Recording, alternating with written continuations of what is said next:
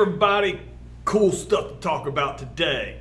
So today we're finishing up our unit on the law and you. We got more court cases to talk about today. These very specific instances. We kind of started from having judicial review, Barbary v. Madison, with these really large concepts kind of trickle down, can kind of show how detailed the Supreme Court can be in individual situations, talking about rights of kids at school. Can you set an American flag on fire? Is that a crime? Should it be a crime? Why? Yes, no. There is a few things we're going to talk about. We're going to talk about 4 different court cases today, and they're all pretty interesting.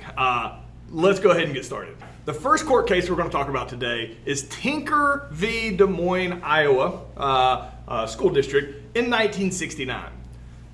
All right, so moving into this court case, let me give you some background on what is taking place in the country at the time. All right, Vietnam, the war in Vietnam is taking place. There are a lot of protests in the United States against the Vietnam War. We had already mentioned in a previous unit, they actually lowered the voting age shortly after this to 18 because people were being drafted and going into Vietnam, but they didn't have the right to vote at the time. So there are a lot of protests against this, especially by young people.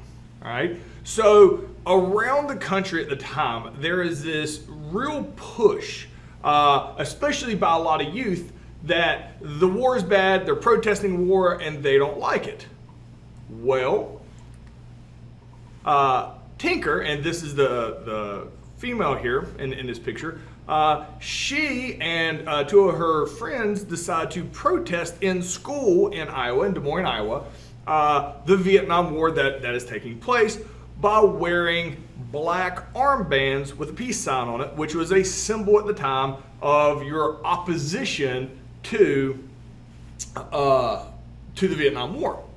Well, when they wear these protest symbols to school, the principal comes up to them and says, no, you, talking to the students, Tinker and the other students, you have to take those off. If you don't take them off, you're going to be in trouble.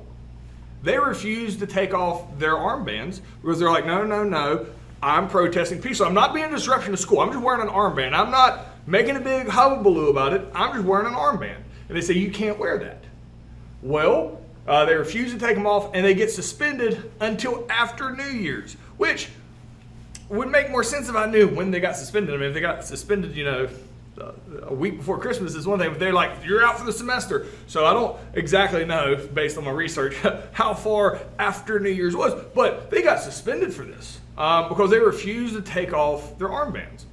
Well, with the help of her family, they sue the school district. And they say, hold on now. I have a freedom of speech, which is protected under the First Amendment. You can't suspend me for my freedom of speech. But they're like, yeah, but it's school. And she's like, but it's freedom of speech. And they're like, but school. She's like, but freedom of speech. And they're like, oh, I don't really know. Because this becomes an issue, it goes all the way to the Supreme Court. All right, in 1969, in this famous court case, Tinker v. Des Moines in 1969. The justices look at this, and they're going to rule 7-2 in favor of the student. They say that absolutely she has her First Amendment rights. The famous quote that comes out of this court case is from the head justice that says, it can hardly be argued that either students or teachers shed their constitutional rights to freedom of speech or expression at the schoolhouse gates. Now, they obviously, that there's dissenting opinions here. That there's 2 judges that are like, no, the school is completely right to do this, while the majority here, they are going to agree with the student that this protest is acceptable. All right. They clarify that the reason this is acceptable, but the school has wide authority to ban freedom of speech if it's a disruption to the rest of school. That's where it gets into a gray area because they're like, this was clearly not a disruption in class into school. Students have a right to freedom of expression as long as it's not a disruption to school, which is where we find ourselves today, because what is considered a disruption to school? Something that is a disruption in one school may not be a disruption in the other school. So while the Supreme Court sides with Tinker and says, no, this was ridiculous, that they do have their freedom of right, they have the right to protest, that they have the right to do this other stuff, while it doesn't interfere with the school day. So they're kind of speaking out of both sides of their mouth. Like, sure, you can do it as long as it doesn't bother people, but they're protesting. So isn't it likely that a protest could bother somebody? And if it bothers somebody, does that mean guaranteed it's never effective? So while Tinker v. Des Moines is a very important court case, because it does give students some rights and says no, or I guess acknowledges that they don't lose their rights while they're in school, it is also important to acknowledge the fact that in a school environment, your rights can be restricted for the clarity of the school environment. So the question here is, why is this freedom of speech, meaning the armbands in the Tinker v. Des Moines case, why is this freedom of speech allowed in school, though many other forms of free speech have been banned in schools? It's kind of a weird worded question. I almost reworded it, but I decided not to, because this is exactly what we talked about. Why is it, in this case, this freedom of speech is acceptable, but some other freedom of speeches, protesting and boycotts and stuff, why would that not be acceptable in school? And it goes back to it is whether or not it is disruptive to the school day environment and the educational responsibilities of the school, which I would assume the schools get to make that decision for themselves on whether or not a freedom of speech violates basically the educational environment. So this is still something, while this particular ruling was cut and dried, she should not have been in trouble for this, she was right, it still kind of leaves the door open on each individual case on what is right and where do you draw the line at. So you're going to see this quite a bit today. There's some muddiness. It's not just like Marbury v. Madison, where they're like, yes, judicial review, Supreme Court. Some of these decisions are muddy, which brings us to our next one. The Regents of the University of California v. Bake in 1978. This one is probably one of the muddiest, meaning not straightforward answers to a case that we'll talk about here in this unit. All right, so let's talk about what is happening in 1978. If you remember, we have talked about civil rights movement, talked about that previously, Brown versus Board of Education, Civil Rights Act of 1964.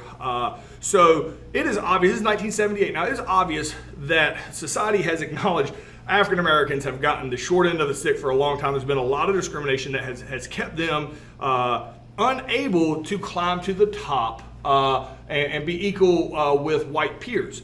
So there's a new concept that had come out called affirmative action.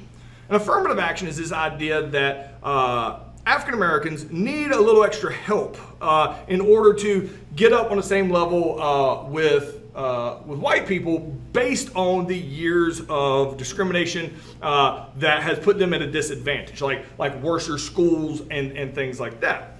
All right. So this guy right here, Mr. Bake, all right. So I knew this story, and I wanted to do some background information before I made the video, and I was like, oh, I did not know all this stuff about Mr. Bake. So Mr. Bake, he graduated high school like near the top of his class. He went to college. He graduated near the top of his class. He's very smart. Then goes into the Marines to satisfy his ROTC credits. All right. So he goes into the Marine, reaches the level of captain in the Marines. All right.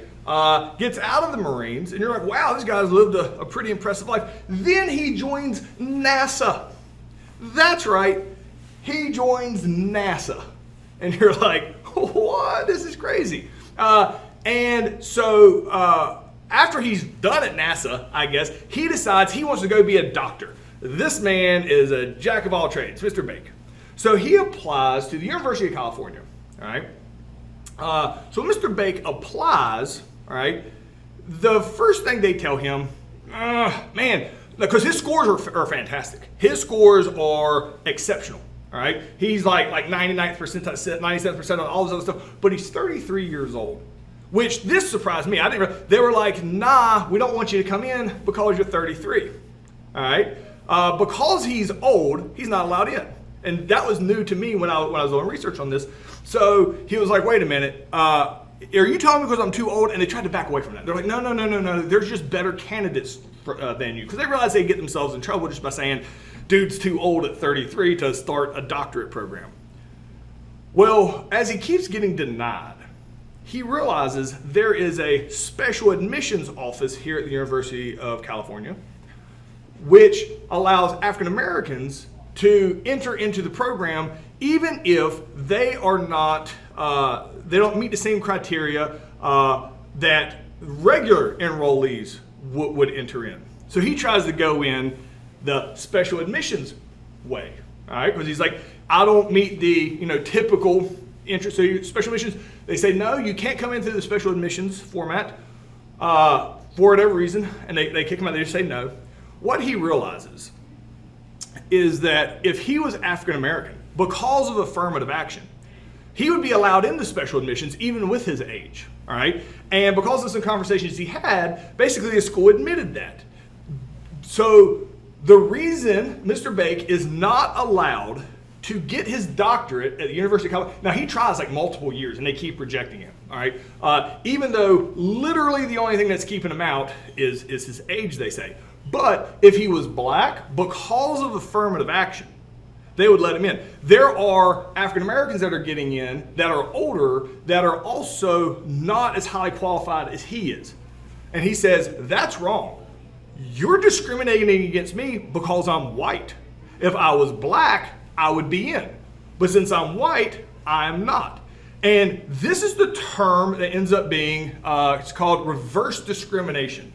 All right, and it becomes popular here during this court case. So the Regents of University of California v. Bake, he's going to sue them. All right. So this is Mr. Bake here. He gets his letter from the University of California. He's like, I hope I got accepted. Then he realizes he gets rejected again. I like how here's a little cartoon to make him like he's like a kid with a big screen TV. This is 1978. Like we're just making stuff up as we go.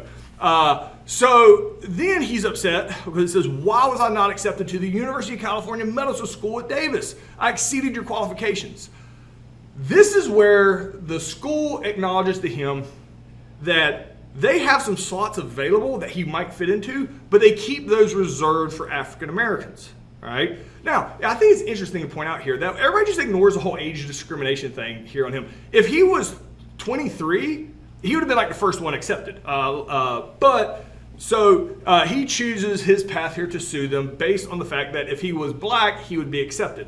And the Supreme Court, it goes to the Supreme Court, and they're trying to decide, does these affirmative action policies violate your 14th Amendment, which is everybody has to be treated equal under their eyes of law. There's not different types of citizenship. All citizens are equal. So here's where it gets muddy, all right? So I wish I could be like, here's how many voted for, here's how many, man, they're all over the place. Which, again, makes it, they acknowledge there's a problem with this situation. The Supreme Court does. All right, reverse discrimination is still discrimination, all right? If you're discriminating against this guy because he's white, that's wrong. If you're discriminating because he's black, that's wrong. So it looks like Bake wins this, which, spoiler alert, he does end up getting in. Not only that, what they clarify is they're like, okay, having this super strict policy where you have to take 16 African Americans in these 16 slots, no other options, this is what University of California was doing. They say that's wrong. You can't have these hard and fast quotas. That's unacceptable. However, you should, if somebody's African American, you should take that into consideration when accepting them. So instead of having like a rule, just go with the feel of it, which just seems to make the situation a lot muddier. And so there's not like 5-4 or anything. Man, there's like 3 said this and 2 said this. Like, it's not even a yes or no. They are all over the place. But the general outcome is Bake was discriminated against because he was white, and they can't use that to keep him out.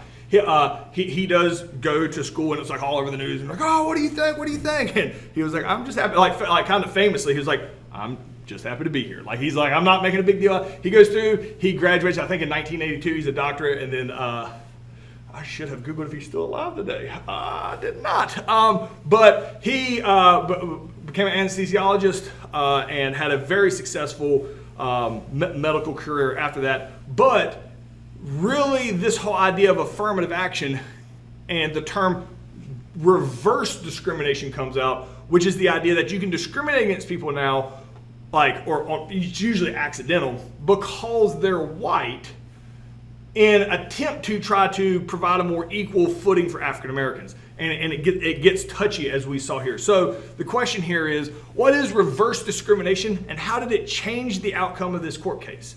So basically explain to me what reverse discrimination is, and how did reverse discrimination keep Bake from making it to college, and then explain basically what the decision was at the end, which, again, it gets muddy because it's like, there's no hard and fast rule when they get complicated like this. And I think a lot of people times the Supreme Court, or people want the Supreme Court to have a yes or no answer, and commonly it's a lot more complex, and it still takes interpretation from case to case after the court case is over. Here's another one. All right, New Jersey versus TLO. So TLO is the name of a girl, but she's a minor. All right, she's under 18, so that we don't know her name. It's just her initials are TLO. All right. So in 1984, TLO was caught smoking in the girls' restroom at high school. She's a high school student, smoking in the girls' restroom by a teacher. All right. Obviously, you can't smoke cigarettes. This is long before vaping, before that's existed. This is the burning a cigarette. Like, I don't know how people thought that didn't go. Anyway, that's against the rules. All right. So she was taken down to a school administrator to be questioned. They take her down when they're like, "Hey, were you smoking cigarettes, TLO?" Which is probably not what they called her. They called her real name, whatever that was. And she said, "I was not." And they're like, "We know you were." She's like, "Nope." They're like, "I know it's in that purse you got right there." And she's like, "Sorry, you can't search that. You don't have a search warrant." Because remember, Matt v. Ohio, you have to have a search warrant to search somebody. The principal says, "Nah, not when you're on school property." And they grab her purse, and they look through her purse. Not only do they find cigarettes, they find some marijuana, they find some marijuana paraphernalia, and a list of people who she owes that owes her money, like she's the drug dealer at school. All right. TLO, because she was under 18, faced charges in juvenile court. She was found delinquent and was put on probation for 1 year. We kind of know that from the Supreme Court case. Again, we don't really know who this is, which, as we talked about, the juvenile delinquent, that's the whole point. Like, you don't want this situation this girl does when she's in high school to ruin her whole life, all right? Because, honestly, if her name and face was plastered all over the place, that absolutely could happen present day, all right? This ends up going to court. She's like, "This is wrong. I'm in trouble because they illegally searched me, all right? They have a warrant. They just went through my stuff. I was in trouble for smoking cigarettes. They went through my stuff, found marijuana. I got in trouble for marijuana. Matt v. Ohio, you have to have a search warrant. You have to tell me what you're searching for. You can't just go through my stuff, all right?" So that's a valid argument, all right? So it's going to go up and the courts are going to hear it. TLO's lawyers argue that her Fourth Amendment rights were violated, which is the whole due process, as basically they allowed evidence into her court case that got her probation based off of the fact that they took it without a search warrant. So it ends up making its way up to the Supreme Court. The Supreme Court is going to hold 6-3 6-3 that under the circumstances of this case, all right, not all cases, this case, they didn't violate her Fourth Amendment. This was completely acceptable, all right? And they go back to clarify that, yes, due process, which she says is violated because they didn't go through the proper procedures. School officials also have to follow due process. So she's like, wait a minute, did I just lose? But they also said they had to follow due process. They didn't follow due process. Well, the Supreme Court kind of clarifies that school due process is not necessarily the same as criminal or civil court or juvenile court due process. That the schools don't have to have a search warrant because it goes down to the safety of the school. So by schools being able to determine what they think is due process, schools do not have to have a search warrant to search your bag. So if you're on school property, because you made a conscious decision to show up on school and you bring your stuff with you, nobody lives on school property, that would be a whole different case here. You showing up on school, if they have a suspicion, and really they can just be like, I have a suspicion that you have something on you, that is all the school official needs to search your bag based on New Jersey versus TLO. Based on this Supreme Court decision, they don't have the same responsibility to prove, or beyond a shadow of a doubt, kind of how you would have to have a warrant. So your stuff can get searched while you are on school property, but the school has to have a due process. They have to have a plan in place of how they're methodically going to do it. They can't just haphazardly do it without having a plan in place in the first. But this one clearly seems to go against the students in this case, where you absolutely can be searched on school property because you're on school property and your Fourth Amendment rights are different with due process on school property than they would be off of school property. So the question here is, how are rights different for students when they're on school property than when they're off school property? All right, so pause me, answer that completely, and we're moving on. All right, Texas v. Johnson. Who doesn't like talking about Texas v. Johnson? All right. Can you burn an American flag? Is that legal? Well, that's what we're going to hop into. All right. This here is Gregory Joey Johnson. I guess he goes by Joey, but everybody calls him Johnson. All right, because it's Texas v. Johnson. He is, as this says here, he is in the Revolutionary Communist Party Youth Brigade. All right. I imagine it's a little older picture. He wasn't quite this old when this happened. This happens in 1984. There is a presidential election taking place in 1984. Ronald Reagan is running for president. It's pretty obvious that Ronald Reagan is pretty well liked. He's going to end up winning in a landslide in 1984. But there's a lot of people who don't want either Republicans or Democrats in our two-party political system. Mr. Johnson here is a Revolutionary Communist Party Youth Brigade. When there is a Republican gathering here in Texas, leading up to this election, which Ronald Reagan will win handsomely for re-election, there are a lot of people that are going to show up here and not act the best. They are going, and this is the Revolutionary Communist Party Youth Brigade. They're going to show up and kind of trash this place that's trying to have this political gathering leading up to the election.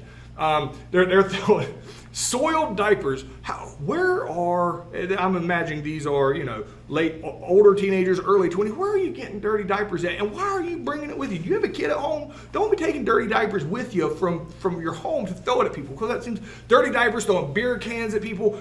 And they rip down an American flag walking down the street from some of the places. And when they get there, because he's so against Republicans and Democrats, he thinks all of it's awful.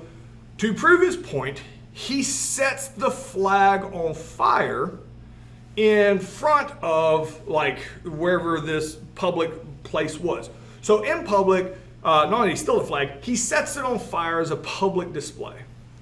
Now, Texas, on top of all the other crimes they clearly seem to be committing here, Texas has a law saying you can't burn an American flag. That's disrespectful, and you can go to prison. It's like a felony. So they arrest him, all right? And they convict him, and they put him in jail for this. He sues, all right, Texas, and it's going to go to the Supreme Court. And he says, nah, it's freedom of expression. I understand I stole it. You can get on to me for stealing property, and I burned, a $10 piece of property, which is like the American flag. I understand that. But setting a flag on fire, a symbol, is a symbolic gesture. That is my First Amendment right to express myself by setting the American flag on fire. The Supreme Court, they actually give a definite answer, but it's not close. Or, I mean, it's not huge. It's 5-4. And they rule he's right. If we say you can't burn the American flag, you can't protest the government, what's the point of having a First Amendment? What's the point of being able to protest something if we have put limits on, that will offend people? Because burning a flag is no different than any other piece of cloth, all right? But if you're worried about hurting other people's feelings, and because it hurts other people's feelings, you're going to eliminate somebody's First Amendment rights, that's not good. Which, that to me seems to make it as awful as it is, that you're setting an American flag on fire, and you're doing it obviously to get a reaction. You wouldn't do this by yourself just because you like seeing American flags burn. You're doing it to get other people angry about it. The fact that the Supreme Court is 5-4, and there's 4 justices that say no, absolutely not. This should be a felony to set a flag on fire. Actually, is a little surprising to me based on the majority opinion of the court. But they did rule that setting the American flag on fire it's not an illegal act. Now, you can't do it, where you can't have fire, but setting an American flag on fire is no different than setting another random piece of cloth on fire as far as legality, because of Texas v. Johnson. That the flag is just a symbol. The flag hasn't actually fought for anybody. The flag just represents whatever we want it to represent. It's symbolic. It's not like you're actually setting the actual constitutional fire, like something that in and of itself has meaning. The flag has the meaning whatever is applied to it. Anyway, so 5-4, the Supreme Court rules, yeah, you can. And we talked about why they're in depth. So pause me, answer that completely, and then we're done. Hope you enjoyed it.